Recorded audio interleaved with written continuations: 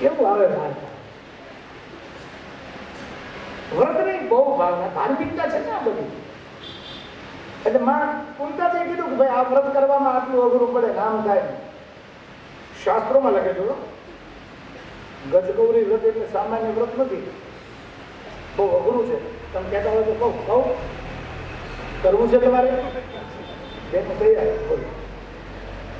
આ અમારે કંપનીને એમ થાય કે આ બાપુ આવ્યા કાંઈક નવું સડાવીને વિયાનો થાય એવું કાંઈ કરવાનું નથી ભાઈ. મને આવડા પ્રેમથી લઈ આવ્યા છે, તમારી કોઈ કમ્પ્લેન નહીં રહેવા દઉં. કાંઈ નવું નથી કહેતો, આ તો શાસ્ત્રોની વાત છે. અને બેનોને વ્રત વચ્ચે એક વ્રત આવ્યું હતું 5-7 કે 8 વર્ષ થયા, હાડી ઓગાળવાનું. આ બાજુ હતું. તમે મજાક ના લઈ જાઓ, મને સાચી વાત કરો. બેનોને ખબર છે હાડી ઓગાળવાનું હતું. જો છે તમે ના હું પાડો છો, એ તો જેને ઘા અડી ગયો હોય એને ખબર હોય. એ બેનોને કેવું ખબર? કોને હાડી ઓઢાડતા? બેનોને કે ભાભ્યું? હા બોલો. નણંદ આવે ભાભીને સાગલો ઓઢાડવા માટે. આ વ્રત કોને કાઢેલું કોઈને ખબર છે? હાથ ઊંચો કરો. બોલો, કોઈને ખબર નથી. અને બધા ઓઢાડ્યા, લગભગ ઓઢાડ્યા ને. હાથો બોલી જાવ, આને ખબર નથી. આમ ઓઢાડ્યા હોય હાથ ઊંચો કરો. એ હજી હાથું બોલો. જો લગભગ બધા ઓઢાડે. આ વ્રત કોને કાઢ્યું? હું કામ હાડી ઓઢાડી? કોઈની પાસે માહિતી છે ખરી? બોલો, સદા ઝબકારી દીધું. માહિતી કોઈ પાસે નથી. કોઈ આ બોલ પણ એમ નવું વ્રત આગળ ગજગૌરીનું કઈ જાવ એટલે તમે જીત્યો. તમારે વ્રત કોને ચાલુ કર્યું, હું કામ ચાલુ કર્યું કાંઈ નહીં. અહીંયા તો ઓછું છે. સૌરાષ્ટ્રમાં તો તમે આમ ધ્યાન દો ને, હાડી તો ફટોફટ હાથ ઊંચા કરે. અમે એવું કાઢ્યું. કોને વ્રત ચાલુ કર્યું એનું કોઈ ફળ પીંછું કાંઈ મળતું જ નથી. બોલો, બસ ભાભીને હાડી ઉગાડવાની, ભાભીને વાલા થવાની વાત છે. શું છે ગજગૌરી વ્રત એટલે કેવું હોય? બરાબર, હું તમને સમજાવું. કરવું છે ને તમારે? હવે આ નહીં પાડે. કુંતામાએ કીધું છે ભીમસેનને, સાંભળ બેટા, ગજગૌરી વ્રતમાં ગારાનો હાથી બનાવવાનો. શેનો? ગારા. કેવડો આજે? હાથી જવડો. આ બધી હાંડળીઓ કરો એમ નહીં હોય. હાંડળીઓ એવું છે ને આ બધું બધે ભોગી ગયું. વાયરસ બધે ફેલાય છે. ગારાનો હાથી જોડો. પછી એને હુકાવા દેવાનું, પગમાં લાકડાના પૈડા નાખવાના. પછી જે સ્ત્રી ગજગૌરી વ્રત કરતી હોય એને હાથી ઉપર બેસવાનું, ખોળામાં અક્ષત અને સાકર લે, ચોખા અને સાકર. પછી ઊભી બજારે છોકરાઓ ખેંચી નીકળે હાથીને, અને માં ઉપર બેઠી હોય એ બધાને ચોખા અને સાકર વેચતી જાય. બોલો, હા વ્રત તમારે કરવું હોય કોણ છે? ગારાનો હાથી કરજો. છોકરા ક્યાંય નીકળે ને એમાંય જો ભર બજારમાં હાથી ભાંગ્યો. એક્સરસાઇઝ અમારી કોઈ જિમ્મેદારી નહીં. ધીમે કીધું આટલી જ વાત છે ને, આટલી નાની એવી વાત છે? બોલા, નાની વાત છે? તું ચિંતા ન કરતી, હું એકલો ભીમ તારો કાપી દઉં, હું તને ગજગૌરી વ્રત કરાવીશ. અને ભીમે તો નિર્ણય લઈ લીધો એટલે તરત જ મેદાનમાં ત્રિકમ, કોદારી, પાવડો, તગારું અને ધૂળનો ઢગલો મળ્યો કરવા. ત્યારે જેસીબી કામે લાગ્યું હોય. એ ઘડીકમાં ધૂળનો ડુંગરો કરી નાખ્યો, પાણી નાખ્યું, ગાડીઓ મળ્યો ખોદવા. ત્યાં મોટા ભાઈ યુધિષ્ઠિર આવ્યા ધર્મરાજ. એને ભીમને પ્રશ્ન કર્યો કે ભીમસેન આ બધું શું કરે? ભીમે કઈ જવાબ નાખો. એકદમ મસ્ત કામ કરતો હતો. પ્રવૃત્તિમાં હોય ને મને જલ્દી સાંભળે નહીં, એટલો મગ્ન થઈ ગયો. બીજી વાર પૂછ્યું, ત્રીજી વાર યુધિષ્ઠિરે હાથ પકડીને હલાવ્યો, હે ભીમસેન આ શું કરે? તો ભીમે એને પૂછ્યું, મેં તમને કોઈ બી પૂછ્યું તમે શું કરો છો? બોલે, એમ નહીં, તું આ મહેનત કરે છે, મને વાત કર ને તો હું તને મદદ કરું, હેલ્પ કરું. ભીમે દાંત કાઢ્યા. યુધિષ્ઠિર કીધું, દાંત કેમ કાઢ્યા? કે મને ખબર છે તમે રાજકારણીયા છો. રાજકારણી મહેનત મદદ ન કરે, દલીલ જ કરે. આ છે નહીં કોઈ. એટલે એને એમ થાય અમને કહે, પણ હું ક્યાં ઓળખું છું? રાજનીતિક માણસ દલીલો કરે. હેલ્પ બહુ ઓછી કરે. યુધિષ્ઠિર કે એમ નથી પડતું, મને વાત તો કર, માહિતી તો આપ. કે ભીમે કીધું કે ભાઈ આજે સવારમાં મેં જોયું આપણી માં ઝરૂખામાં ઊભા ઊભા રોતી હતી. શું માં? બોલે કૌરવોની માં ગાંધારી ગજગૌરી વ્રત કરતી હતી. આપણી માને એમ જોયું એટલે મેં સંકલ્પ કર્યો છે કે આપણી માને હું ગજગૌરી વ્રત કરાવીશ. યુધિષ્ઠિરે દાંત કાઢ્યા. બોલે કેમ? એ કે કૌરવોની માં વ્રત કરે એટલે આપણી માને વ્રત કરાવવું એમ ને? બોલે આને વ્રત કર્યું કહેવાય નહીં, આને તો શ્રાદ્ધ કરી કહેવાય. ઈ કરે એટલે આપણે કરવું, ઈ કરે એમ કરવું. એને કીધું હું ન કરું, તમે દલીલ કરશો, હેલ્પ નહીં કરો, મને ખબર જ હતી. એ બી ભાઈ માથાકૂટ કરે ને ત્યાં અર્જુન આવ્યો. અર્જુને પૂછ્યું શું માથાકૂટ કરો, શું કામ, કઈ વાત કરે? ધર્મરાજાએ કીધું જો ને આ ગાંડો ભીમ કાંઈ સમજતો નથી, કૌરવોની માં ગજગૌરી કરે એટલે આ આપણી માને કરાવવું જાય. અર્જુન કે કેમ નહીં, કૌરવોની માં ગજગૌરી વ્રત કરે તો આપણી માં કરશે. ધર્મરાજા કે આ એકને સમજાવવાનો નહીં કે આ બીજો ભર્યો. અર્જુને કીધું હું મદદ કરાવું, હાલ હાલ હાલ હું તને હેલ્પ કરું. ભીમે કીધું બે આઘા વ્યા જાઓ ને એટલે મદદ જ છે, કાંઈ હેલ્પની જરૂર નથી, હું એકલો કાપું. અર્જુને કીધું કે એમને પણ તું મને બાઈ ન દે, આ વ્રત કરીએ તો ફાયદો શું થાય? દરેક વ્રતનું ફળ હોય ને, આ વ્રત કરો તો આમ ફળ મળે, આ વ્રત કરો તો આમ ફળ, એમ ગજગૌરી વ્રત કરો તો ફળ શું? ભીમે કીધું એ મને ખબર નથી, મને એટલી ખબર છે આ વ્રત કરીએ તો મારી માં રાજી થાય, બસ. ફળ હું હોય એનાથી મને કોઈ મતલબ નથી, મારી માં રાજી થાય, બસ. That's all. અર્જુન કે એમ પૂછી દો તો કૌરવે પૂછ્યા માને કે ઘૂંટણ સુધી ગારો પગ અને ભીમસેન માની પાસે કે હે બા, બોલા આ ગજગૌરી વ્રત કરીએ તો એનું ફળ શું, ફલશ્રુતિ, ફાયદો શું? માં કુંતાએ કીધું કે ભીમસેન મેં એવું સાંભળ્યું છે ગજગૌરી વ્રત જે સ્ત્રી કરે ને એને બીજા જન્મમાં સ્વર્ગના ઐરાવત હાથી ઉપર બેસવા મળે. ઠીક છે, પાછો આવ્યો. અર્જુનને કીધું બા એમ કહે છે આપણી બા કે આ ગજગૌરી વ્રત કરે ને એટલે એ સ્ત્રીને બીજા ભાવ સ્વર્ગના ઐરાવત હાથી ઉપર બેસવા મળે. અર્જુને કીધું બીજા ભાવમાં હે, બીજા ભાવ સુધી રાહ જોવાની હોય એ તો આળસુ માણસનું કામ છે. અને આપણે એકદમ જોજો આ ભાવનું ન વિચારીએ, આવતા ભાવનું એડવાન્સ બહુ વિચારીએ. આવતા ભવે આમ થાય, આટલું કરી આમ થાય, ભાઈ એ ભવે થવું હોય થાય, અટાણે સુધારો કરી લે નહીં આવે. આવતા ભવ હાટું આ ભવ બગાડે, અટાણે લહેર કરી લે, બીજું રહેવા. આવતો ભાવ શેનો મળશે એની કઈ ગેરંટી? કોની પાસે ખાતરી બોલો? કોઈ ગેરંટી છે?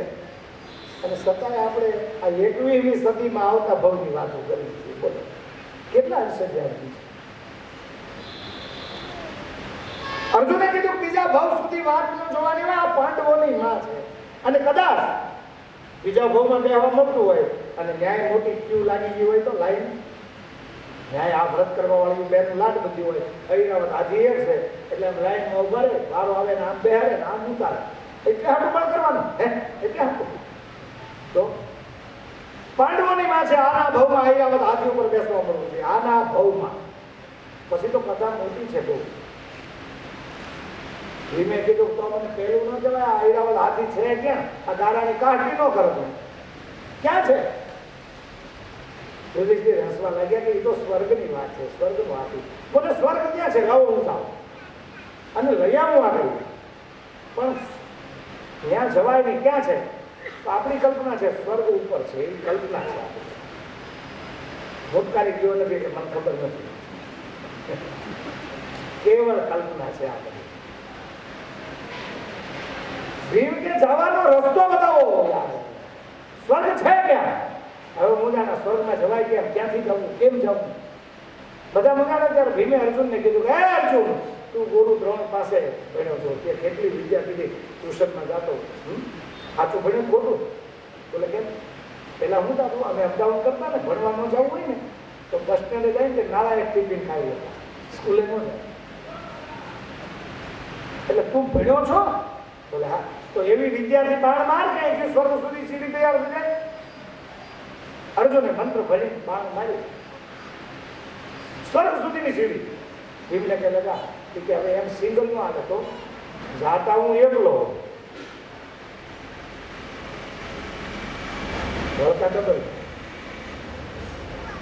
કથા એવી છે કે સ્વર્ગનો હાથી છે એવું નક્કી થયું તો સ્વર્ગમાં જવું કેમ પેલો પ્રશ્ન તો એ થયો મુંજાના કેમ જવું. ભીમે અર્જુનને કીધું કે એક ચિઠ્ઠી તૈયાર કરો સ્વર્ગના મહારાજા ઇન્દ્ર ઉપર. स्वर्ग के मालिक महाराज इंद्र हमारी माँ कुंती को गजगौरी व्रत करना है इसलिए ऐरावत को भेज दो.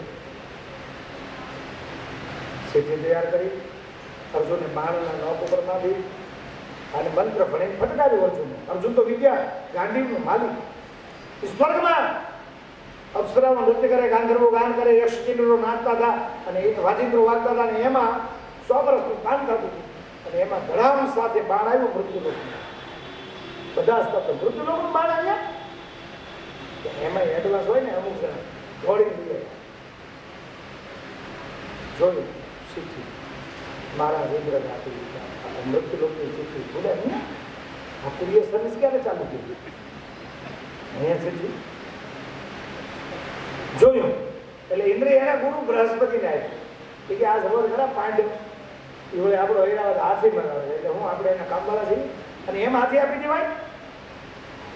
ચિઠ્ઠી લખતા હતા ને ત્યારે ભીમે અર્જુનને એમ કીધેલું કે હાથી મોકલો એમ ખાલી લખ્યું ને ત્યારે ભીમે એમ કીધું કે નીચે લખ તાકર કરી તાકર ટપાલ લખતા હોય ને એને ખબર પડે.